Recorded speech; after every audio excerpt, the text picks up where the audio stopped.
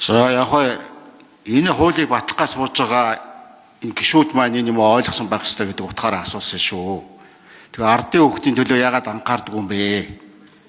Ардын хүүхдүүд яхаараа ийм байдалд байд юм бэ гэдэг юм чи эндээс бургаж гарч байна л да.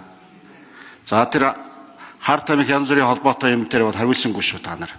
Тэрийг хамгийн дөрөнд харж үзэх ёстой. За нөгөө талаар бол Монгол улс ганц л сургууль байгаа. International School Улаанбаатар гэж байгаа. Олон улсын дунд сургууль.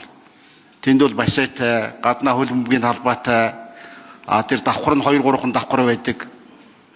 Ийм л сургууль байгаа. Яг ийм сургуулиудыг олон болгох хэрэгтэй. Гэхдээ нэг 40% хүүхэд Монгол хүүхэд авч гинүү да. Ийм л байдаг. Хувийн сургуулиудыг бас дэмжих ёстой юм аа. Хувийн сургуулиуд тэр